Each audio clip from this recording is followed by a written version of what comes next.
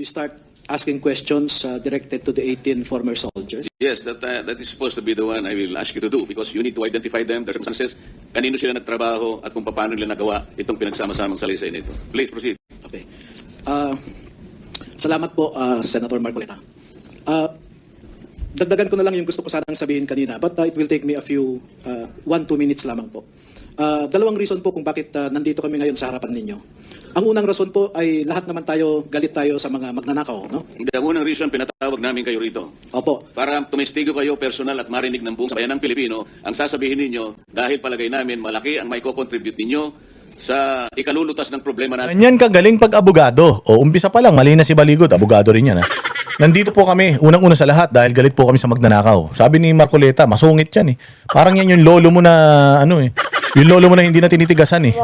Mainit na ulo niyan. Oo. Yung mga matatanda na hindi na tumatayo si Manoy. Ganyan, mainit lagi ulo niya, umaga pa lang galit na yan. Hoy, saan ka pupunta?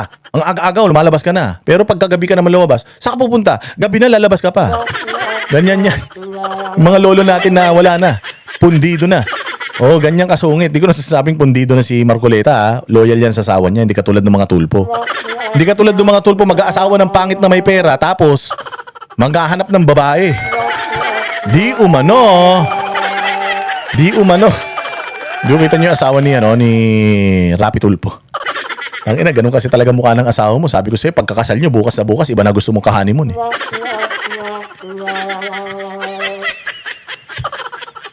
Di ba ikaw nga sa sarili mo, banas na banas ka. Pagtingin mo sa salamin, putang inang pangit ko.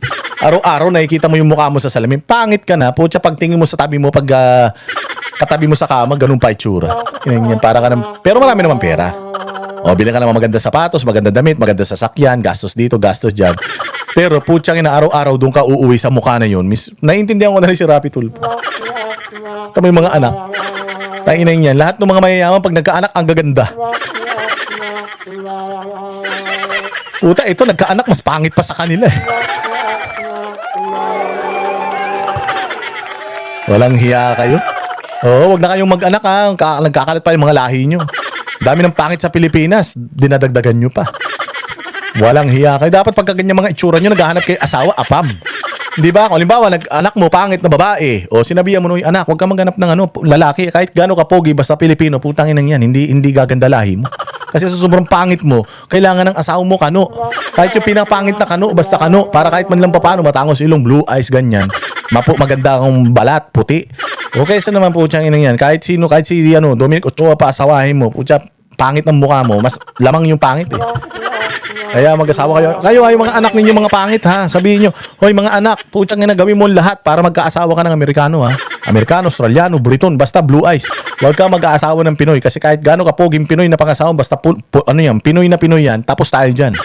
Madadagdagan lain nating mga impacto. Ganun. Na ayaw. Ganyan yung lolo mo, masungit. Babalik tayo doon. Sinabi niya si Baligod, hoy, anong una sa lahat? Ayaw niyo sa corruption. Una sa lahat, kaya ka nandito kasi pinatawag ko kayo. Ganyan ka-attention to detail si Marcoleta. Kung si Tulpo yan, wala na yan. Bobo yun eh. Broadcaster man lang. Hindi ko naman sinasabing bobo yung mga broadcaster ha. Pero pag broadcaster ka lang, magmayabang kasi kahit naman yung mga artista ng mga senador dyan, si Tito Soto lang ang mayabang eh. Pero dahil si Tito Soto, matagal na siya senador. Pero sikat na sikat man si Robin Padilla, di naman siya mayabang. Bongo, Bato de la Rosa, sikat na sikat, di naman yan mayabang. Tsaka matagal na rin silang senador kahit papaano, na sila, second term na sila. Ikaw isang taon pa lang, yabang-yabang mo na, Robin Tulfo, putangin na.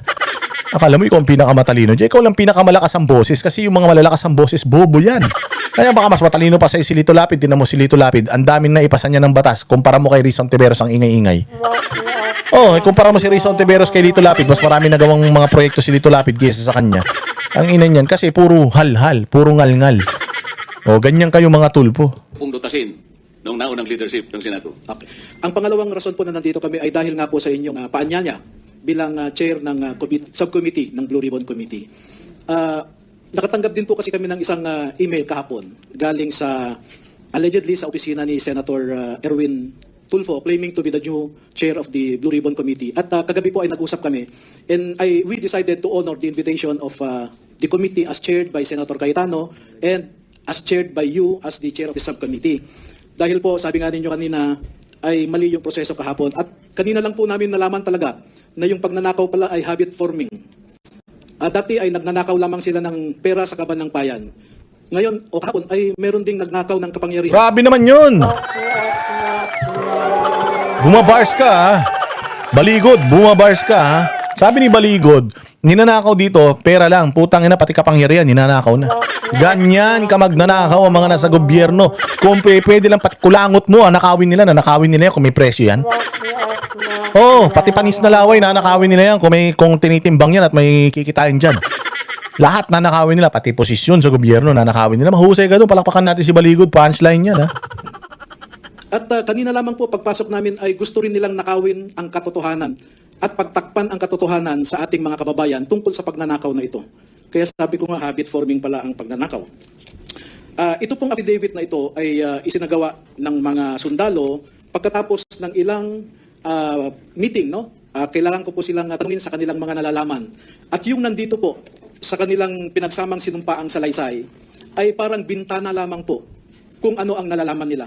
Marami pa po silang alam na hindi namin inilagay dito at sinadya ko po na hindi ilahad-lahat because I just wanted concerned agencies of government to look into their allegations. Parang imbitasyon. Take note ha.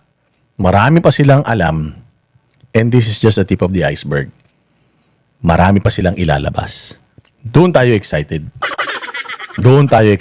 Kaya kailangan magtuloy-tuloy talaga to. Yun lamang. At gusto namin sa isang formal na investigasyon sana ilalabas ang lahat po. Marami pong wala dito at halimbawa nga po, pardon me if I touch the sensitivities of some. Especially nandito po ang isang ginagalang nating babae na miyembro ng Senado na ito. Pero halimbawa po, personal na witness ng mga sundalong ito, isang miyembro ng ating Senado ay engaged sa human trafficking, namimili siya ng babae. Yun, ako po. Human trafficking, namimili siya ng babae. Walang hiya ka. Oh, ano na? Oh, ingay-ingay mo. Ayan tuloy, lumalabas yung mga baho mo. Yan ang sinasabi sa'yo. Tahimik ka lang kasi kapag madumi ang pagkatao mo, kapag kabalasubas ka at manyakis ka, manahimik ka. Kapag may baho kang itinatago, huwag ka na magsalita. Pag lumabas yan, talagang putyang ikikis-kis sa mukha mo yan ng mga taong bayan. Kasi ikaw pinakamayabang, ikaw yung pinakakupal, tapos kinukupal mo lahat, tapos putyang kupal ka pala talaga sa totoong buhay. Kupal ka ba? Ay na human trafficker ka pala? Hindi ka lang magnanakaw, putang ina mo ka, human trafficker ka pa. Inasang ka kumukuha ng kapal ng muka. Tignan mo, bumalik kagad sa iyo yung sinasabi mo na sobrang kapal ng muka ni Cayetano. Pag tinaga mo, tatalbog. Putya sa iyo, hindi tatalbog, hindi dadapo. Pag tinaga yung mukha mo, hihinto. Sa sobrang kapal ng mukha mo, alam mo sa sobrang linis mo, sabi ko nga sa iyo talaga malalaos ang sunrock sa iyo. Sa sobrang linis ng pagkatao mo, Erwin Tulfo, yung safeguard, baka magsara na yung kumpanya niyan dahil 99.9% lang yung nalilinis nila. Ikaw 110% nalilinis mo sa sobrang linis ng pagkatao mo, putragis ka. At ipinapasok pa ng mga sundalo sa kwarto na nandun, yung kasamahan po ninyo. Attorney, sorry ha. Ang problema kasi karamihan ng Senado, lalaki. So pag hindi mo sinabing pangalan, baka hindi kami makauwi ng buhay sa mga asawa namin. So banggitin mo na kung sino. Masasabi ko po na wala dito. Okay.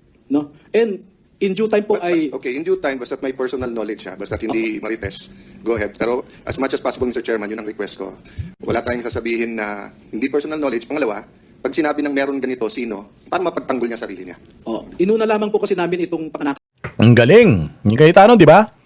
Wala kang sasabihin dito na chismis katulad ni Matibag, ha? Wala kang sasabihin dito ng chismis katulad ni Boying Remulla. Lahat ang sasabihin nyo dito, kailangan may personal knowledge kayo. Pag sinabi nyo na, nakatanggap si Trillanes ng maleta, kailangan, sino dito nagbigay? Ako, kailangan ganun. Hindi ba pwedeng, narinig ko lang. Kasi pagka ganun, katulad nito ni yung testigo nila dyan sa Kongreso, si Madriaga, yung kidnapper na putang ina nun, yung bobong kidnapper. Sa lahat ng kidnapper, siya yung pinakabobo, matakim na huli. Ito nga mga congressman, huli na, hindi pa nakukulong eh. Yan ang magagaling mga kriminal. Puta, si Madriaga bobo eh. Nagawa ka ng kriminal, tapos magpapahuli ka. Gayahin mo yung mga senador at mga congressman. Putsang ina mo, hindi magpapahuli ng buhay. Gayahin mo si John B. Cremulya. Kitang-kita na hinaharang niya yung mga tao. Hindi daw niya hinaharang, pauwi na daw siya. Sila pa may kasalanan. Dapat ganun. Tanga-tanga mo. So kailangan may personal knowledge ha. Yung kayo mismo ha. Kasi para kung banggit man kayo ng pangalan dito, welcome yung tao na yan para ipagtanggol niya yung sarili niya. Hindi katulad nung nakaraang mga Blue Ribbon Committee hearing ha. Puro chismis, tapos hindi na pinapabayaan na makapagsalita. Makaribat yung mga mga sangkot. No? Pero yung ibang mga krimen na nalaman namin, ay sabi ko nga, in due time, dahil nakita po namin na ang sitwasyon ng ating bansa ngayon ay delikado pag ikaw ay magbunyag ng isang katotohanan. The executive now has control practically of Congress. And Sorry to nagpara sa... interrupt. Sir President, Mr. Chairman, I'll take a lead. Ayaw papasukin pa rin yung ibang media. Bababain ko na lang muna. No? Yes, apropos of that, Senate President Alan, please, nahack po yung website yata ni Chairman Marcoleta at hindi na lumalabas. May lumalabas na nagda-drums, nahack po yung kay Yung Senator Facebook. Marcoleta. Yes, at hindi siya makapag-livestream. May taong nagda-drums, yun na lang ang lumalabas, nakakapagtaka. Ikalawa, bago kayo umalis sa Senate President Alan at saka kay Chair Marcoleta, ibig ko lang tanungin, bakit po narito ang DILG Secretary John B. Cremulya? Pinagtatakahan ko po dahil ang pagkaalam ko, ang tanging security lamang sa atin ay ang OSAA.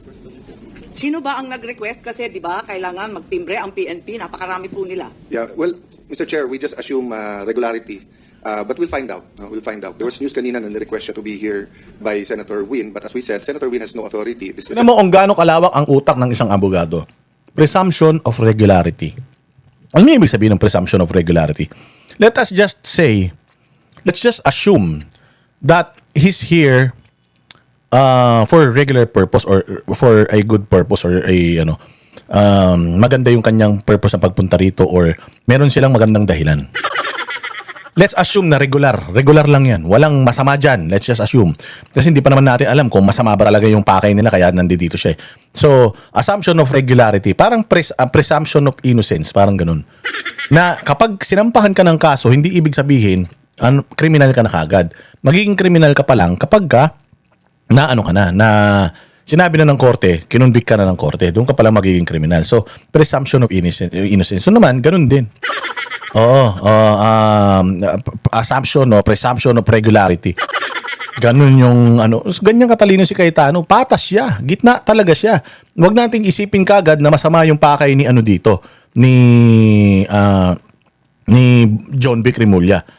Let's think muna na let's presume na siya na maayos yung kanyang reason bakit siya nandito. Imbestigahan muna natin. Ganyan si Cayetano mag-isip. Senate President who has authority over the corridors and premises of the Senate. Having said that, I assume good faith, but puntahan ko lang yung media kasi malapit na yung testimony ng ating mga Kaibigan po naman natin si Secretary John Vic, subalit maraming nagtatanong kung local government unit o LGU na lamang ang Senate. Yun So for the lang. record, pinapapasok na rin. Thank you for that question, Madam Amy. I'll find out. I just have to take stock. Ilan sa ating mga empleyado ay susunod pa sa legitimate Senate President at ilan ay gustong sundan yung nangyari kahapon. But thank you for that, Mr. Chairman. Sorry for that interruption. Ako hindi ko na pinagtataka kung ginawa nila doon sa aming Facebook page yun. Paulit-ulit ko pong sasabihin sa inyo, lahat po ay gagawin nila. Huwag lamang matuloy ang pagdinig na ito at sa anumang paraan ay talagang gagawa sila dahil nga sa kanilang pagtatakip. Wala pong ibang isyong pagtatakpan. Kanina ko pa po inuulit-ulit ito. Dito lamang sila interesado. Hindi sila interesado sa impeachment. Interesado sila dito sapagkat maraming dapat na mabulgar, ngunit natatakot silang malaman ng buong sambayanan kung sino-sino sila. Ganun po ka-importante ang pagdinig na ito. Kaya huwag kayong magtaka. At Atty. Baligod, huwag kang magtataka rin kung ang pagnanakaw ay napunta na sa iba't ibang bagay pa. Malalaman mo naman, ninakaw na nga yung karapatan namin sanang magano rito. Akala nila siguro hindi kami papasok sa araw na ito at maniniwala kami sa kanilang ginawa. Hindi po totoo lahat yon. Alam naman ninyo, kagaya sa ombudsman, at sa kasama nila sa 11, sila ang promotor ng Bendalo. Hindi ba? Nakalimutan nyo na ba yun? At sinang-ayunan nga yun ang pinuno ng ombudsman. Alam na ninyo ito. Kung sila mismo ang promotor ng Bendalo, kayang-kaya nilang gawin lahat ito. Pero ulitin po namin, kahit sila po sana ang manguna dito sa pagdinig na ito, wala po kaming problema. Kung nagkakaisa lamang po kami, sa kagustuhan ng mamamayan, napapanagutin po natin ang lahat nagkasala. Kahit sila po yung chairman, walang problema.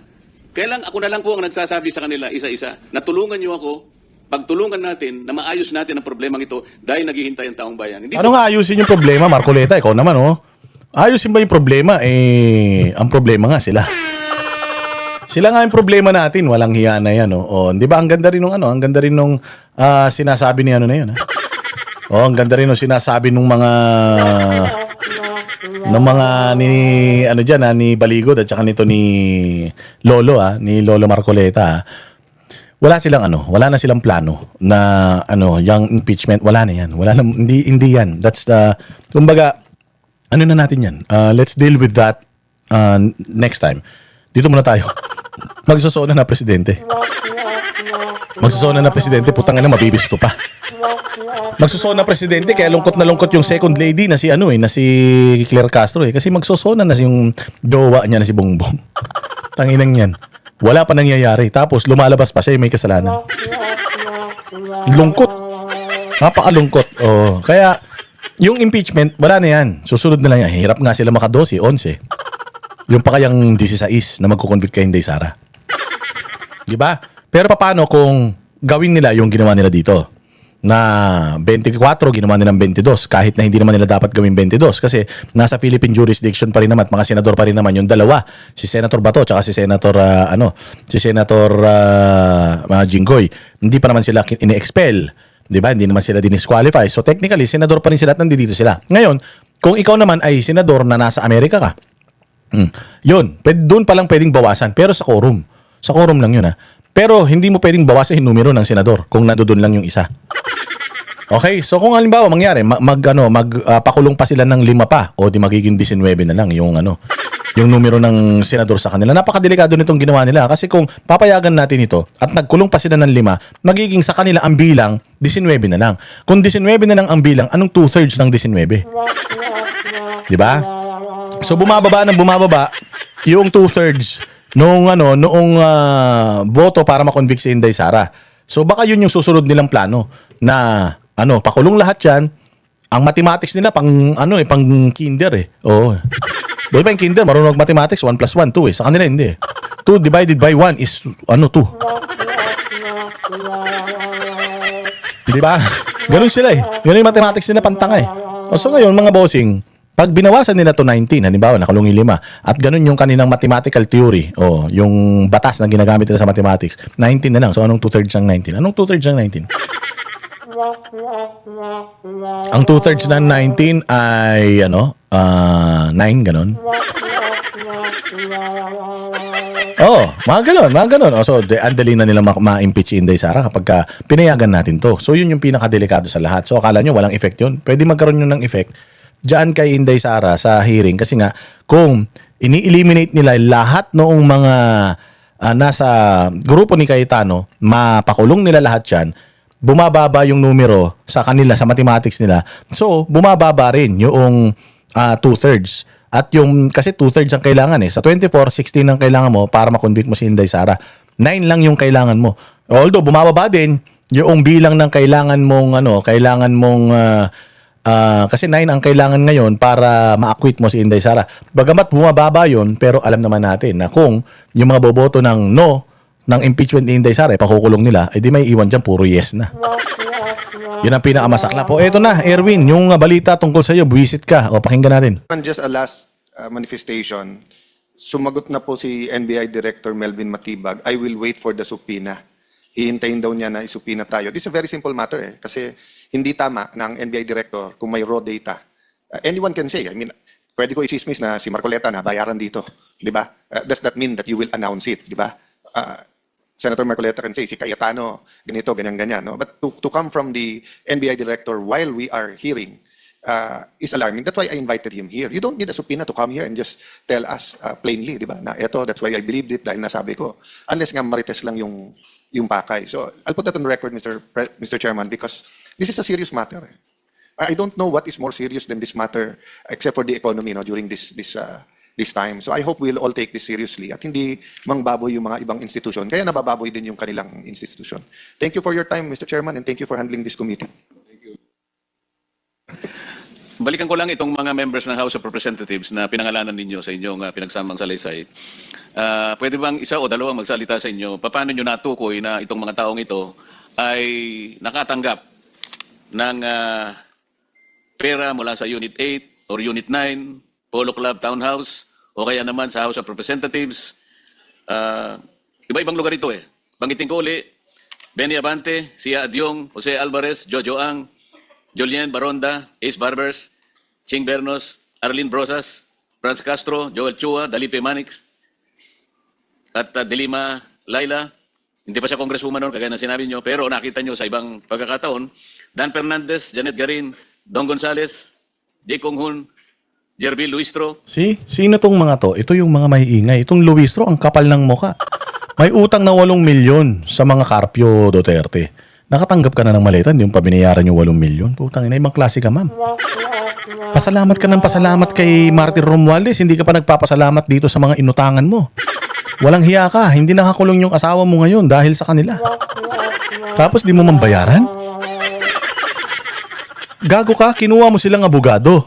O tas di mo sila binayaran, sasabihin mo na, wala naman ako nakikitang pleadings. Eh, tanga ka pala eh. Kung kinuha mo silang abogado, tas wala kang nakikitang pleadings, putang ina, ba't mo pa sila kinuha ang abogado? Abnormal ka pala eh. Sobrang sinungaling, sobrang kapal ng mukha. Oy, nakatanggap ka na pala ng maleta. Yung maleta yung natanggap mo. Kaya pala napakasigasig mo. Oh, tapos hindi ka magbayad ng utang mo.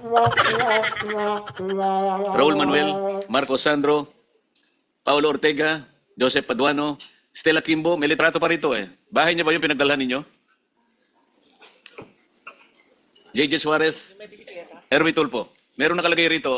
Pwede bang isalay sa inyo yung konting detalye? Bagamat nagkausap na tayo ngayon, nasabi ninyo ay gagawa kayo ng kaukulang detalye para patibayin lahat ito.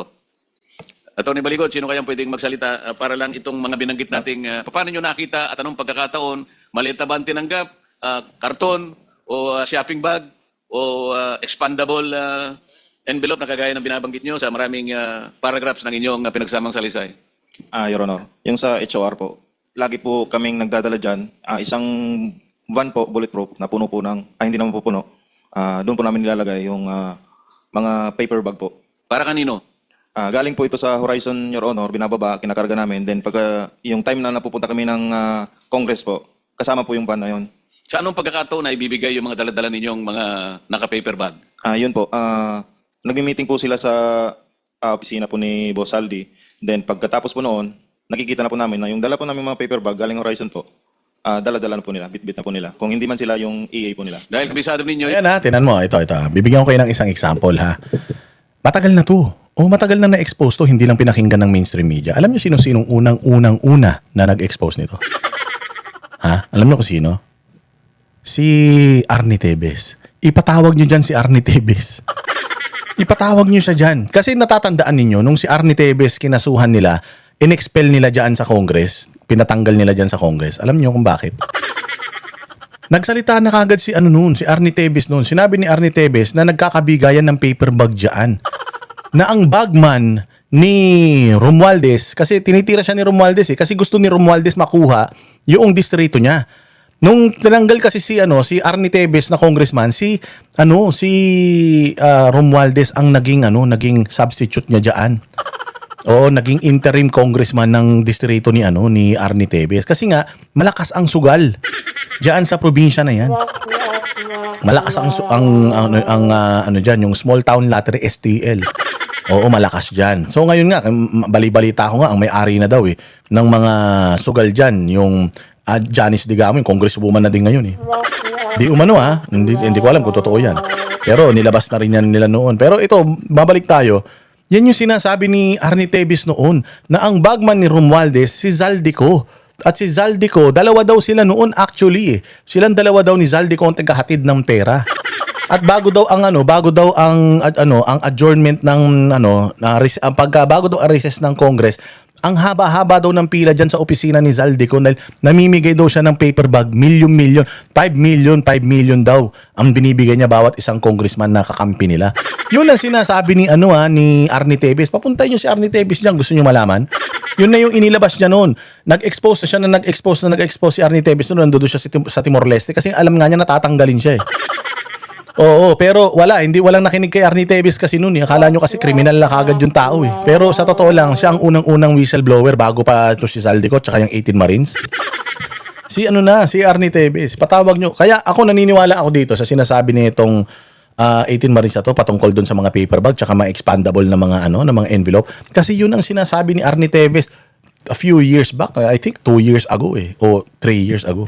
Sinasabi na ni Arnie Teves yun. Yung mga daladala yung paper bag, pagka nabitbit nila, alam ninyo na yun ang mga daladala ninyong paper bag. Yes, Your Honor. Nakikita po namin sa team ni Boss Aldi po.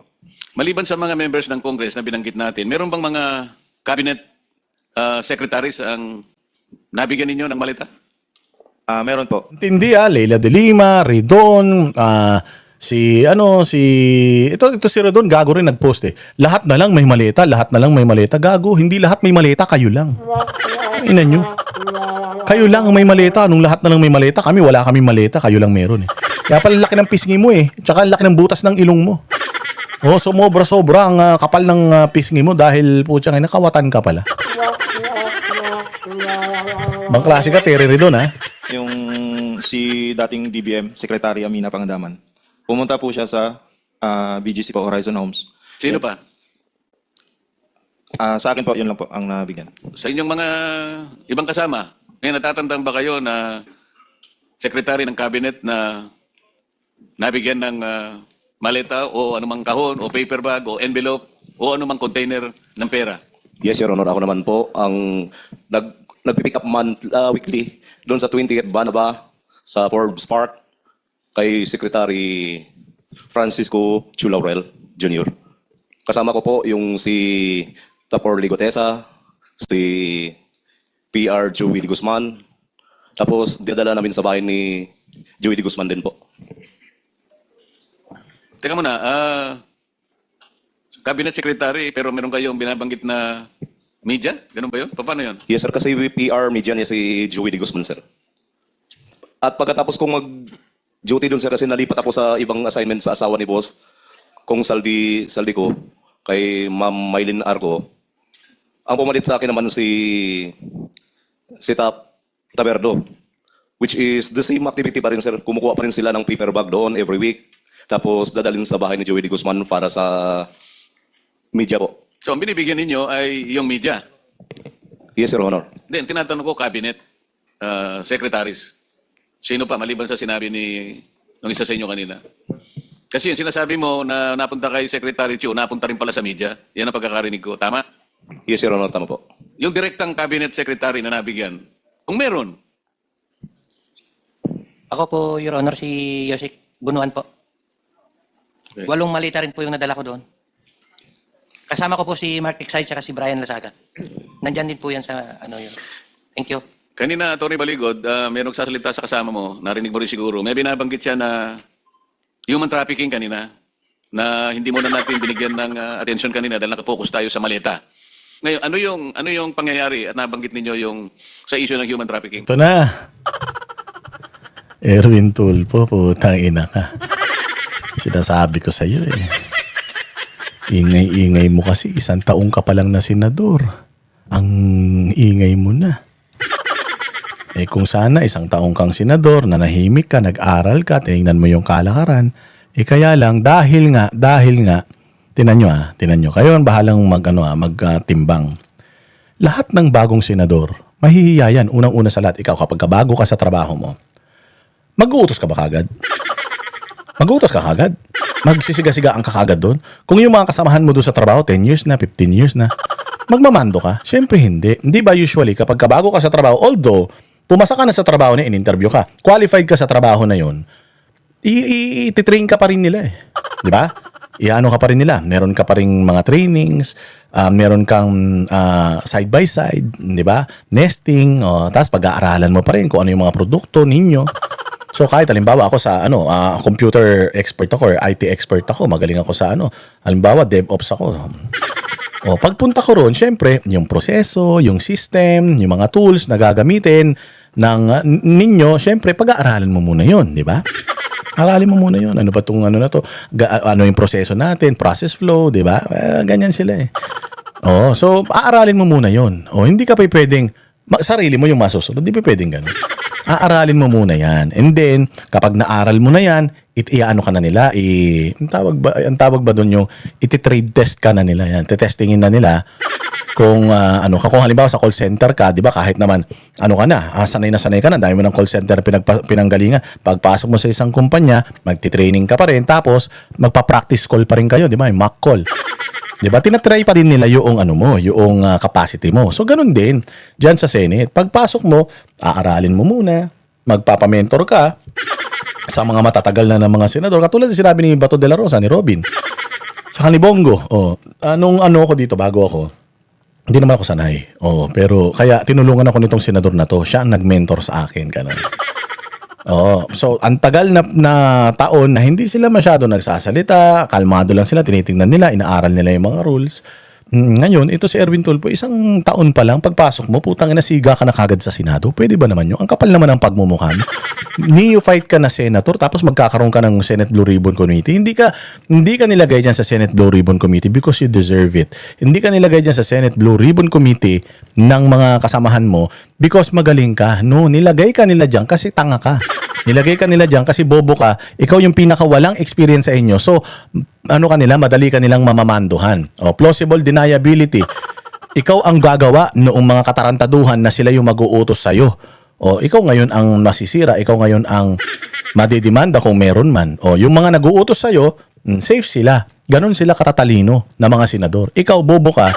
Inilagay ka dyan, tapos papagawin ka nila ng illegal. Tingnan mo yung ginawa nila dito kay Torre. Sandamukal ang kaso ni Torre ngayon. Dahil sa mga ginawa niyang illegal na inutos sa kanya ng mga amo niya, may papasa niya ba yung kaso niya doon sa mga amo niya na nag-utos sa kanya? Hindi. Kasi siya ang gumawa ng krimen . Katulad din dyan. Gagawa ka ng mga kabulastugan dyan. Magkakaroon ng mga baboyan, magko-contempt ka ng mga kung sino-sino. Lahat yun, pagsisisihan mo balang araw kapag wala ka na yung grave abuse of discretion. Sigurado ako, yun ang ipagagawa nila sa iyo. Kaya ka nilagay diyan. Di ka nilagay diyan because you're competent, because you're very good, because you're intelligent. No. Nilagay ka nila diyan because you are the most stupid na pwede nilang hilot-hilutin. Parang si Win Gatchalian din. Nilagay nila diyan si Win Gatchalian as pro tempore gusto nila maging Senate President para may gagawa ng mga katarantaduhan nila. Tingnan mo si Tito Soto, nag-Senate President siya. Siya mismo ang gumagawa ng katarantaduhan. Di galit na galit yung tao sa kanya. Yung pinaghirapan niya na minahal siya ng taong bayan for a very long time na siyang senador, nasira lang dahil naging Senate President siya. Why? Kasi siya mismo ang gumagawa. Now, nilagay nila dyan si Win Gatchalian kasi yan yung pinakamadaling bulahin. Yan yung may pangarap, pinakatanga. So nilagay nila dyan. Tapos, si Win Gatchalian ba magdi-decide? Hindi. Maraming mga puppet lang siya. Si Lacson at saka si Tito Soto nandito sa likod niya, magbibigay sa kanya instruction, gagawin lang niya yun. Sino ngayon ang pagagalitan ng tao? Si Lacson ba at saka si Tito Soto? Hindi siya kasi siya yung Senate President . Kaya ngayon yung sinasabi ni Cayetano na, Win, lose ka dyan. Unang-una sa lahat, illegal yung pagkakalagay sa iyo dyan. Tapos, lahat ng iuutos mo dahil illegal yung pagkakalagay sa iyo dyan, illegal yan. Pag inutos mo yan, illegal yan dahil illegal yung posisyon mo. At alam ko naman na hindi ikaw ang gagawa ng mga desisyon na yun, kung hindi yung dating Senate President tsaka yung chuwari-wap niya na si Ping Lacson. Lahat ng mga ipagagawa nila sa iyo, mga desisyon na didesisyonan mo, mga resolution na ipapasa mo, lahat yan, sila ang masusunod. Therefore, ikaw, ang mukha mo yun nandiyan, putya, kita mo ngayon, tarantado lahat ng mga nasa gabinete ni Bongbong. Tingnan mo sino may negative 15 na trust rating. Si Bongbong, kasi siya ang mukha . Siya ang nakatayo doon bilang presidente . Pwede, tanong mo, sisi sa iba, wala akong kasalanan dyan. Ganun siya. Pero, siya pa rin ang sinisisi ng tao kasi siya ay nandoon . So, regardless, kahit anong deny mo, may control ng presidente yung mga committees dyan sa Congress, lalong-lalo na yung committee ni Zaldico. Yung committee ni Zaldico na appropriations, sigurado yan meron. Ngayon, kung hindi si Bongbong ang nagmamando doon, ibang tao, may sisisi ba ni Bongbong yun sa asawa niya? May sisisi ba ni Bongbong yun kay Bersamin? O kay Lagdameo? Hindi niya maisisisi yun. Why? Kasi siya ang may-ari nung posisyon, sa kanya ang sisi. Ganyan din ang gagawin sa'yo, Tulfo. Hindi ka nilagay dyan dahil magaling ka. Nilagay ka dyan dahil tanga ka. Ikaw din, Win Gatchalian. Nilagay ka dyan dahil mahina ka. Nilagay ka dyan kasi makikinig ka. Alam nila na susunod ka sa lahat ng iuutos nila sa'yo. So kapag sumabla yung inutos nila sa'yo, ikaw ang masisira, hindi sila. Tanga. Nabanggit ko po yon para lang magbigay ng example na hindi lahat ng alam nila ay nailagay po dito sa affidavit. At nabanggit ko yung example po na yon dahil napakabigat po na krimen yun eh. Yung human trafficking, I think, under the new law 11362, punishable by 15 to 20 years plus perpetual disqualification to hold public office. And isang mataas na opisyal ang gumagawa noon. Ang sabi pa nga ho nila ay minsan nagpapakuha ng 5 babae, pagpipilian niya, yung hindi niya nagustuhan, bibigyan niya ng Lakas ha, 5. Tangina, ilan ng titi mo? 10? 5 babae? Putang ina, ano ka, kabayo? Ganun ka kalakas? Siyang ina niyan. Believe ako sa iyo ha. Putya, talagang endorser kayo ng Robas. Ginawa niyo yatang Parmaton yung Robas ha. Ginawa niyo yung mani. Robas, iniinom lang yan kapag makikipaglabing-labing ka. Hindi yan iniinom umaga, tanghali, gabi. Baka naman ginawa niyo ng maintenance. Baka ginawa niyo ng maintenance yung Robas na yan, kaya putang ina, hindi na lumalambot yan. Ang 5 babae, putang ina, ano ka, Panginoon? Kung yung 5 babae na yun nagustuhan niya lahat, putya, pasok kayo. Kung yung sa 5 babae na yun, 3 lang yung nagustuhan niya, 3 pasok. Putya ina, anong ginagawa niyo sa loob? Nagtotong its kayo? Kailangan nyo ng 4? Ibang klase ha. Alam mo, idol na kita, Erwin Tulfo. Imagine mo sa tanda mong yan, kumukuha ka pa ng 5 babae. Di ba kayo, sa bagay, sa edad mo yan eh. O sa edad mo na ganyan, ilang taong ka na? Magsi-60 ka na siguro eh, no? Putsang ina, sigurado ko yung mga asawa nyo, baka kulubot na yan, baka mga kutis betlog na yung mga pisngin yan. Kaya siguro ganyan. Kaya nga sabi ko sa inyo, si Rapi Tulfo, di ko rin siya masisi. Ganun yung tsura ng asawa niya, mukhang manok eh. Mga 45 days na manok. May palong na gano'n. Kaya putya, nang bababae sila, di umano eh. Walang hiya o 5. Ang galing mo ha. Anong vitamins mo? Paano nga ako niyan? Kasi ako virgin pa ako eh. Hindi ko alam kasi mga ganyang usapan eh. tip, then maiwan yung napili niya. No? And it did not happen once, it did not happen twice. Marami po. Sa Maidas, minsan sa Shangri-La. Sinabi lang sa iyo yan.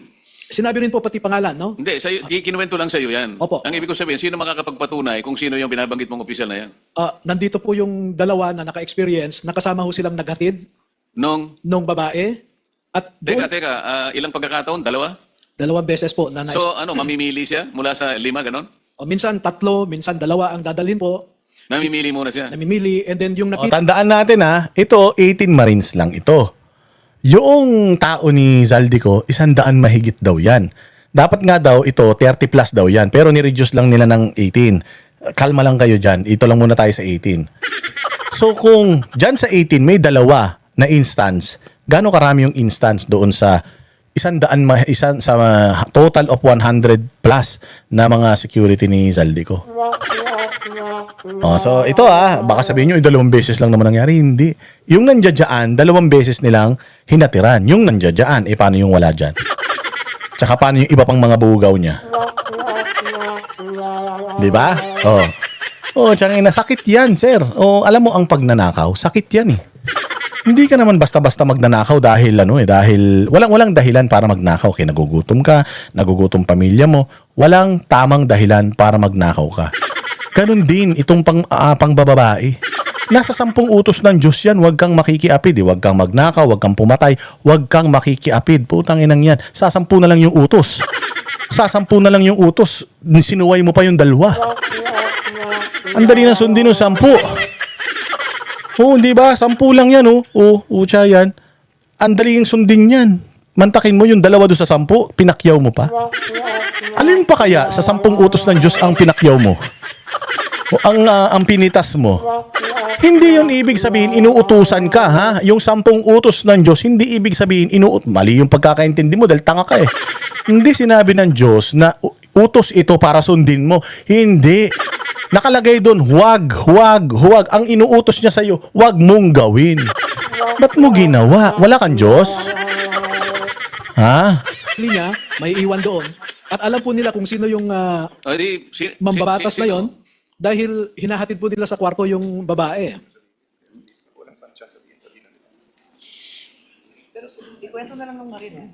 Siguro, kung sino na lang nakakaalam. Kasi sinabi lang sa'yo, mahirap naman yun. Baka mamaya, mabanggit mo, hindi naman totoo. Yung magtapat na lang, yung talagang nakakita ng sinasabi mo. Narinig kaya to ni Erwin Tulfo, puntang na siguro palagay ko, binuhusan nyo ng malamig na tubig. Well, ako naiintindihan ko yung mga asawa nila, kung may asawa sila, papayag na lang din eh. Bakit? Paldo eh. Paldo. O kita mo yung sinabi ng asawa ni General Torre. Si General Torre wala, pinaglaruan lang yan, ginamit-gamit lang siya. Anong sabi ng asawa niya? Okay lang, paldo naman. Di ba? Alam mo gagawin lang kasi ng mga yan. Nahuli, alis lang ako mamaya ito, bumili ka ng bag sa Shangri-La. Bumili ka ng mamahaling bag, alahas, lahat ng gusto mo, bilhin mo. Puta, huwag ka naman lalaki Kasi ako lang dapat. Ikaw, sige, magpakasaya ka, magpunta ka sa ibang bansa. Kung gusto mo, lumabas ka. Bubusugin kita, pero huwag ka magrereklamo sa mga gagawin ko. Yun lang. Ganyan naman ginagawa nila. So, magagalit ba yung mga asawa nila? Walang magagawa yung mga asawa nila kasi nasa kapangyarihan na itong mga kupal na ito because regardless, maghiwalay man kayo, sa tandaan nyo na siguro pareho. Kung 60, magsi-60 na to, sigurado ikaw magsi-60 ka na rin. Kumbaga yung araw mo, lumubog na, buwan na yun. Buwan na yun nandiyan, wala na. Kumbaga, paris ka na. Expired ka na. Expired ka na. Lalaki, di naman na-expired dyan. Sabi nga nila, habang tumatanda, lalong sumasarap. Kaya ikaw, syempre babae ka, yung biological time clock mo, ano ka na, medyo kulubot ka na, yung mga sagi-sagi na yan. Yung mga balat mo, di ba, saan na napupunta, wala ka na magagawa, hindi ka na makakahanap ng bagets. Kasi mga bagets ngayon, choosy na din eh. So wala na. Siya, ano pa naman siya, yung kanyang bandila, laging nakatirik dahil nga ginawa niyang vitamins yung robas eh. Kaya, wala magagawa. Yung asawa ni Rapi Tulfo, may magagawa pa ba? Kumakalat yung mga video ni Rapi Tulfo na mga ganyan, nagpa-party-party siya with girls. May magagawa pa ba siya? Walay na. Kasi nga, losyang na. Hindi, inaano ko lang, reaksyonan ko lang kasi nakakatawa tong mga balitang ganito eh. Patunayan po ninyo na ang sinasabi ni Atty. Baligod ay totoo. Your Honor, ako po yung naka-experience doon sa Maidas. Pwedeng paki-detalye po ninyo? Your Honor, unang dumating po yung VIP. Sino po yung VIP? Si Senator Erwin Tulfo, Your Honor. Tapos po, maya-maya dumating din po yung dalawang babae. Inakyat po namin doon sa president. Akala ko 3 pinagpipilian, pinakamababa, 5. 2 lang pala. Yung sa akin po, pero maraming beses po yan. Hindi lang po sa Maidas, meron din po sa Shangri-La. 5, 3 po ang dinadala. Maraming beses Sa kanya lang Sa kanya lang yan. Maraming beses pa po yan. Pero sa experience ni Kuya, 2 yung kasama niya. Kulang ang nabalitaan mo. Sabi mo kasi 2 beses lang, Atty. Baligod. Ayon sa kanila, maraming beses. Saan lugar? Yung experience ko po sa Shangri-La po at saka sa Maidas po. O sino pa sa inyo? Meron pa sa... Sa akin, Your Honor, sa Team AC, namomonitor ko rin, Your Honor. Kasi nandyan lang kami sa paligid, saka sa Viber chat namin, na nandyan na dumating na sa lobby yung babae, i-guide nyo na. Ganun lang ko yung experience ko po. Same personality. Ganon din yung pangalan ng binanggit ng kasama mo? Kapareho rin? Yes, Your Honor. Okay.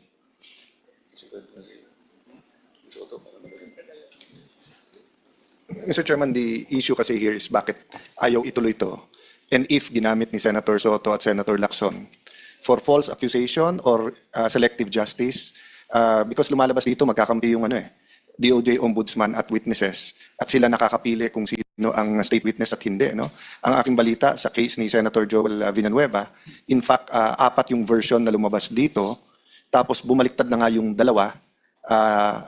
So medyo magulo yung mga story. Yan yung sinasabi natin eh. Noong nakaraan, Yusek Bernardo, Alcantara, deny. Under oath deny. And then, biglang, okay na, magsasabi na kami ng totoo. After, makausap sila ng DOJ. Tapos, ang mga binanggit nila, ito lang mga to. Villanueva, Escudero, itong Jinggoy, yan yung mga pangalan na binanggit nila. Sabi ko sa inyo, binanggit nila si Grace po. Binanggit nila si Binay o Nancy Binay. Pero wala naman, hindi naman kinasuhan. Diba?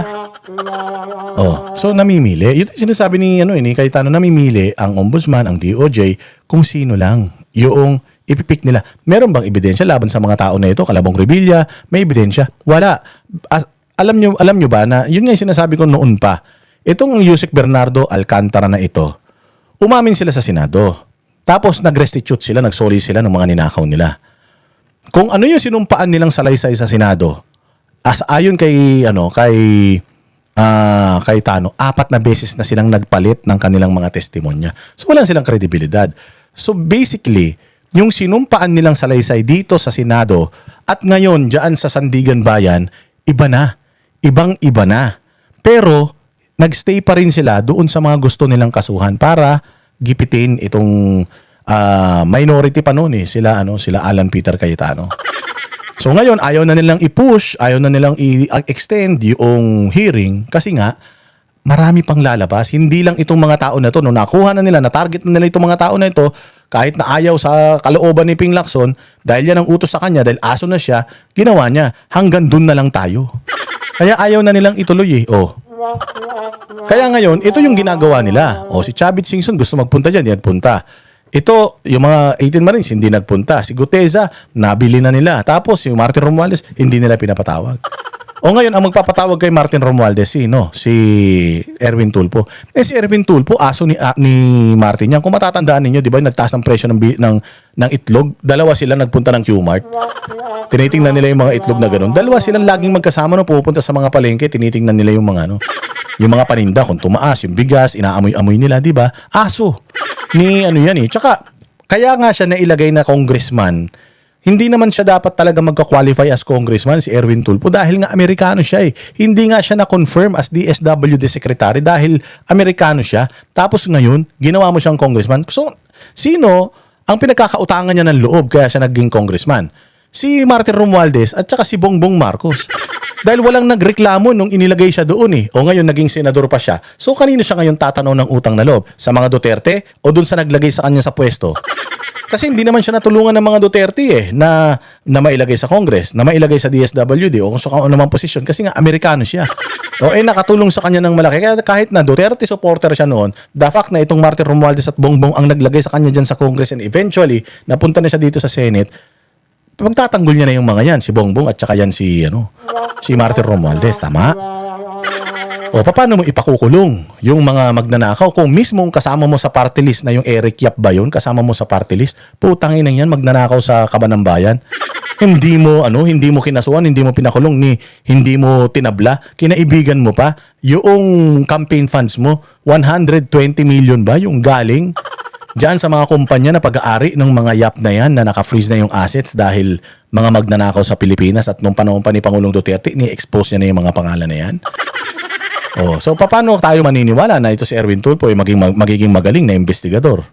Kung siya mismo sangkot, di ba? Paano mo nga naman ipapatawag itong 18 Marines kung putang ina kayo yung mga sasabihin yan? Ngayon, nagre-reklamo sila. Nung una kasama sila Ligarda, kasama si ganito, kasama si ganyan di ba? Bakit hindi di sana nagpunta ka diyan tapos tinanong mo sila. Di ba? Sana nagpunta sila, sinama mo sila ngayon ganito. Ito sa totoo lang kung halimbawa, ito sa akin lang pwedeng mali ako. Kung halimbawa, nung mga presko nila kasama si Ligarda, pero diyan sa sinumpaan nila sa Senado, hindi na kasama si Ligarda, sino susundin natin? Yung nasa Senado na under oath sila o yung chismis pa lang yon, papapreskon sila. Maniniwala tayo dito. So kung sa affidavit na pinasa nila diyan sa Senado, wala si Loren Ligarda, pumunta ka ngayon, Rapi Tulfo, Erwin Tulfo, pumunta kayo dyan. Tapos tanongin nyo sila, sa mga preskon nyo, may mga, si Loren Ligarda nandoon Bakit hindi nyo kine-question ngayon dito? Di doon nyo ngayon tanongin. Para malaman natin. Hindi naman natin sinasabi itong 18 Marines ito, sasabi ito ng totoo Pwedeng nabayaran nga talaga sila, pwedeng hindi.